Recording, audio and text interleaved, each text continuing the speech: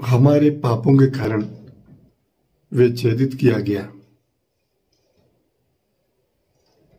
हमारे पाप के कारण वो कुचला गया। जो दंड वह भोगता था उसके द्वारा हमें शांति मिली है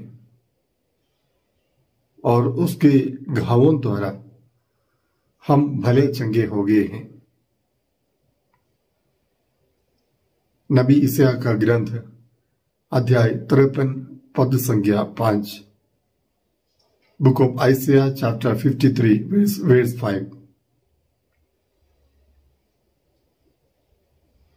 पवित्र शुक्रवार के दिन हम प्रभु के उस महान बलिदान को याद करते हैं जिसे प्रभु ने लोगों को, दुनिया को बचाने के लिए अपने आप को समर्पित कर दिया।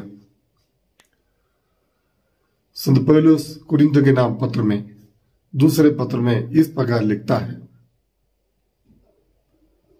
वह हम लोगों के लिए मर गए जिससे हम जो जीवित हैं उसके लिए जिए और मरे, जिन्होंने हमारी खातिर अपने प्राण समर्पण कर दिया। प्रभु परमेश्वर, पिता परमेश्वर का प्रेम यीशु के इस बलिदान में हम देखते हैं। इसलिए यूहन्ना का सुसमाचार अध्याय 3:16 में हम पढ़ते हैं कि ईश्वर ने संसार को इतना प्यार किया कि उसने उसके लिए अपने इकलौते पुत्र को अर्पित कर दिया, जिससे जो भी उसमें विश्वास करे उसका सर्वनाश न हो। पिता परमेश्वर ने दुनिया से इतना प्यार किया, इतना प्रेम किया कि वो अपने इकलौते पुत्र को भी अर्पण करने को तैयार हो गया। ये महान प्रेम हम कालवरी टेकड़ी पर, सलीब पर देखते हैं, जहां प्रभु यीशु अपने आप को पूर्ण रूप से दुनिया के लिए अर्पित कर दिया।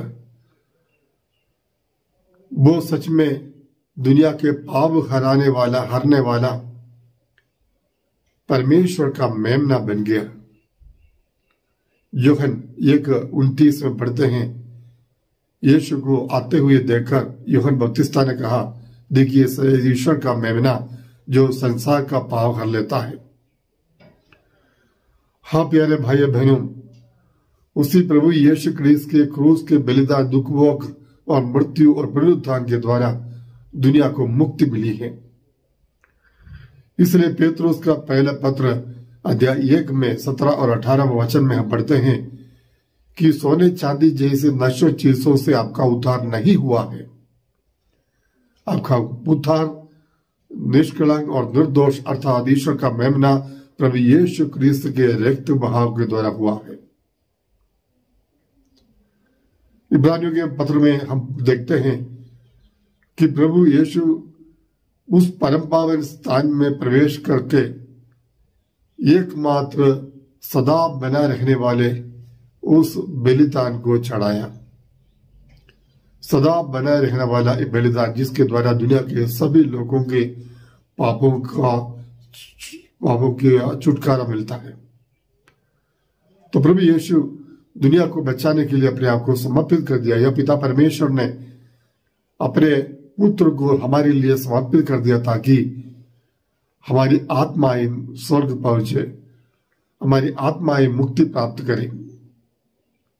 यूहन्ना के सुसमाचार अध्याय 15:13 वचन इस प्रकार कहता है कि इससे बड़ा किसी का प्रेम नहीं कि कोई अपने भाई बहनों के लिए अपना प्राण अर्पण कर ले।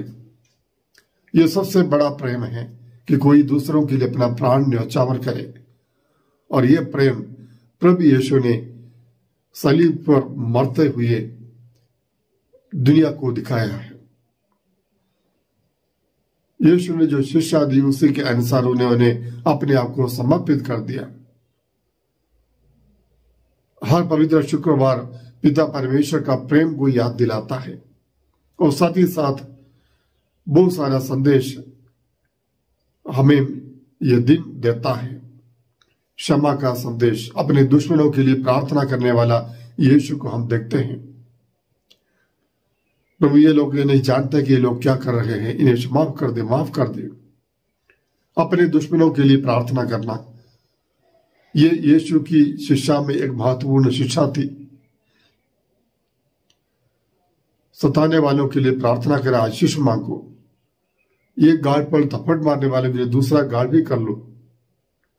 दुश्मनों के लिए प्रार्थना करो।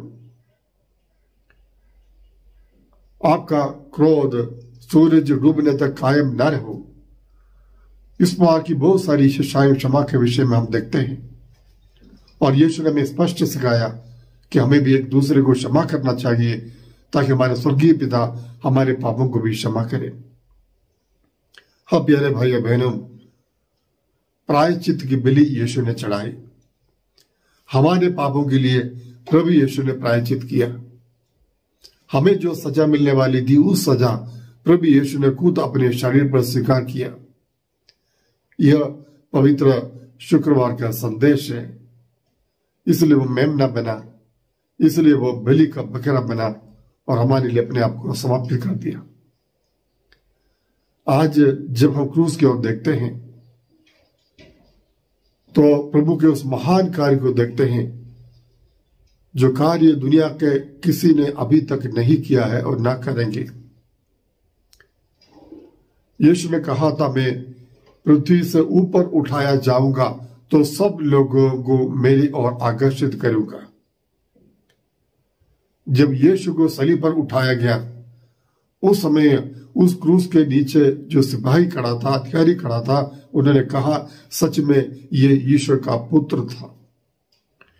यीशु का इस प्रकार के मृत्यु को देखते, तड़प तड़प क्रूस पर जो मृत्यु हुई, उसको देखते हुए उन्होंने कहा, सच में ये परमेश्वर का पुत्र था। हाँ प्यारे भाई बहनों, यीशु के क्रूस के बलिदान के द्वारा दुनिया ने प्रभु को पहचान लिया। आज भी यीशु लोगों के हृदयों में जीवित है। मृत्यु को हराकर यीशु पुनर्जीवित हो गए। एक अपराधी की तरह, एक बदमाश की तरह इतनी निंदा अपमान सहन करते हुए यरूशलेम की वीथियों से भारी क्रूस उठाकर चलते हुए, लोगों का उपहास का पात्र बनते हुए, चाबुकों का मार, उपहास, मुंह पर थूकना, तरह तरह की गालियां देना, अपशब्द कहना, श्राप देना, अपने प्रिय शिष्य के द्वारा पकड़ाया जाना, अकेला पड़ना, ये सब बातें यीशु के जीवन में हम देखते हैं।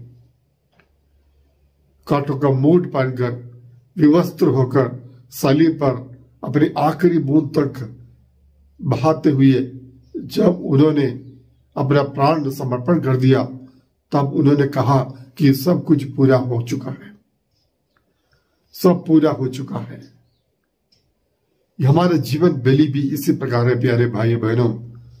हमारे जीवन में जो संकट है, दुख है, परेशानियां है, तकलीफ है, उसके पीछे ईश्वर की योजना देखने को हमें सीखना चाहिए। यीशु के दुख भोग के द्वारा दुनिया को मुक्ति मिली, उसी प्रकार हम सबके जीवन के जो दुख भोग, उसे हमें मुक्तिदायक बनाना चाहिए। हमारी आत्माओं के पवित्रीकरण के लिए या फिर अन्य लोगों के मन परिवर्तन के लिए, पापियों को पश्चाताप की ओर आकर्षित करने के लिए इस इन दुख भोगों का, इन संकटों का, परेशानियों का समर्पण करना चाहिए।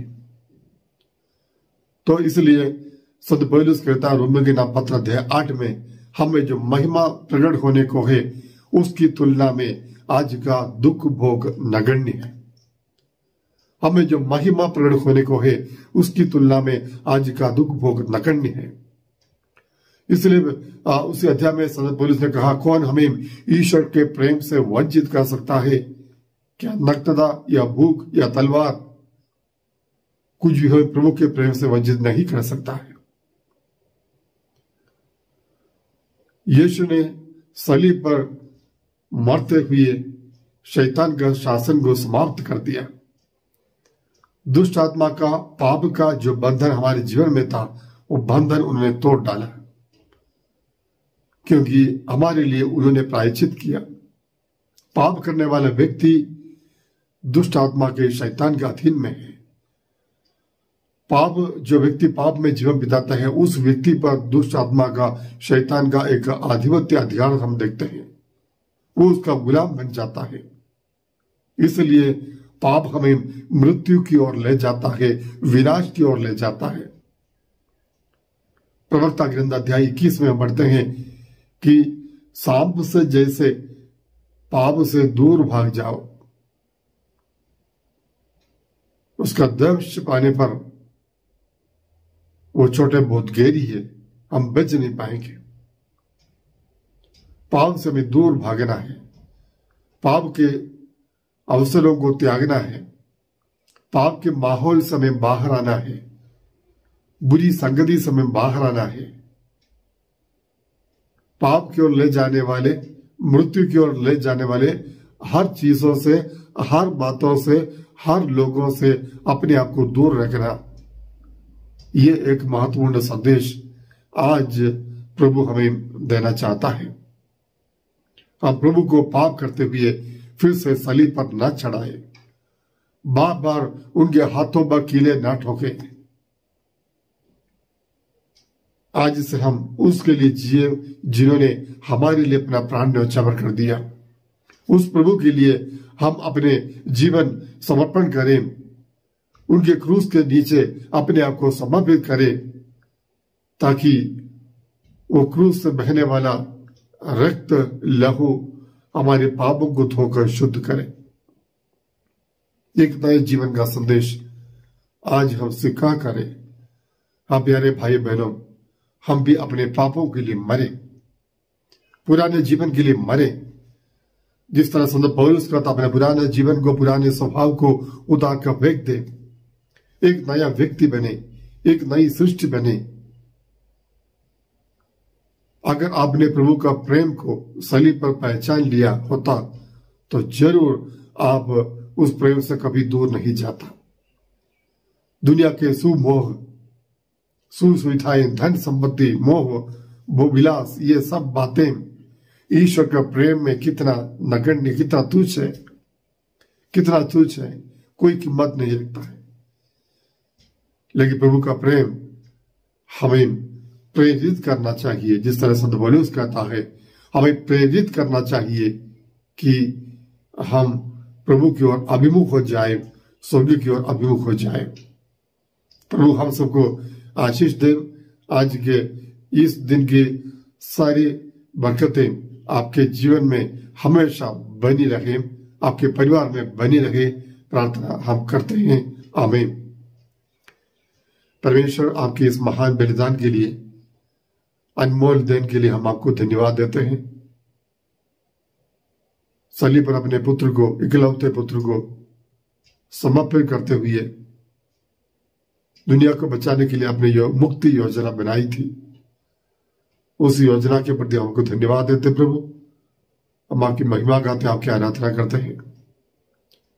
हाँ प्रभु, आपके इस बलिदान को पहचानने की आत्मिक दृष्टि हमें प्रदान कीजिए, और कभी भी आपके प्रेम से आपने जो जीवन हमें दिलाया है उस जीवन से हम कभी वंचित न रह जाए। आमीन। सर्वशक्तिमान ईश्वर पिता और पुत्र और पवित्र आत्मा आपको आशीर्वाद प्रदान करे। आमीन।